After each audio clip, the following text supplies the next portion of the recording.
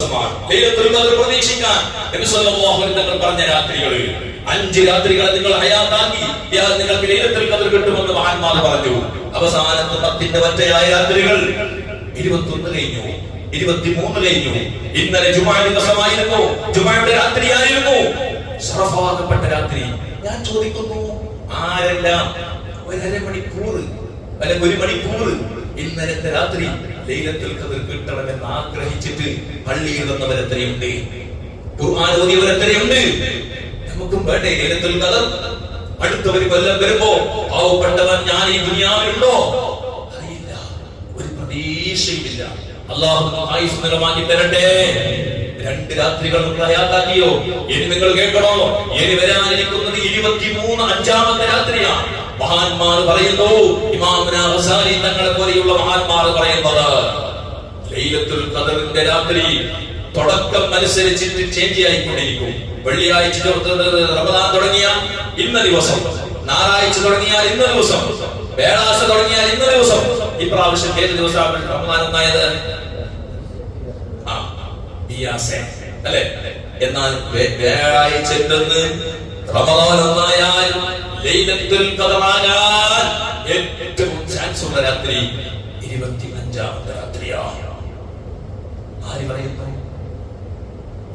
എത്രയോ ഹദീസുകൾ പാഠമാക്കിയ അല്ലാഹുവിന്റെ ആരിഫീങ്ങളിൽപ്പെട്ട മഹാന്മാർ.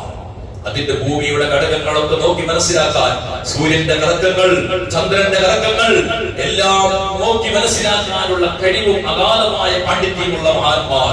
വെറും പള്ളിയിൽ ഇരുന്നിട്ട് ഖുർആൻ ഓതിയിട്ട് ദിക്ർ ചെയ്തവരല്ല, ഭൂഗോള ശാസ്ത്രങ്ങളൊക്കെ പഠിച്ച മഹാന്മാർ.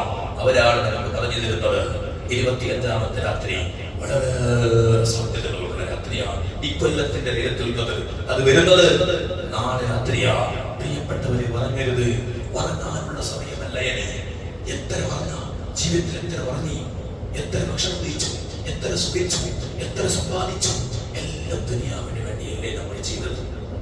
എന്നാൽ ആഖിറത്തിലേക്ക് വേണ്ടി കൊല്ലത്തിന്റെ ഒരു 10 ദിവസം നമുക്ക് ഉണരാൻ കഴിയില്ല എന്ന് പറഞ്ഞാൽ ആളുകൾ പറയും, ഉസ്താദ് രാത്രി കുറച്ച് ലേറ്റായി പോയാൽ സുബഹിക്ക് കച്ചവടത്തിന് പോകാൻ കഴിയുന്നില്ല, ഷോപ്പിൽ പോകാൻ കഴിയുന്നില്ല എന്നതാണ് നല്ലത്.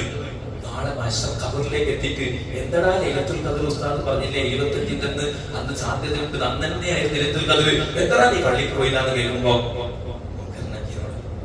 നിനക്ക് അറിയില്ലേ, എന്നെ അറിയില്ലേ, എന്റെ വലിയ ആളാ, എന്റെ കച്ചവടം കുറെ സ്ഥലത്ത് ബിസിനസ് നടത്തല്ലേ ഞാൻ പോണ്ടേ, എന്റെ കുറെ കൃഷി തോട്ടം നടത്തല്ലേ ഞാൻ പോണ്ടേ. രാത്രി 1 മണി 2 മണി ആയാൽ എനിക്ക് സുബഹിക്ക് ഉറങ്ങുകയോ പോകയോ? ശരി, ഓക്കെ, ഒന്ന് കേട്ടോട്ടെ.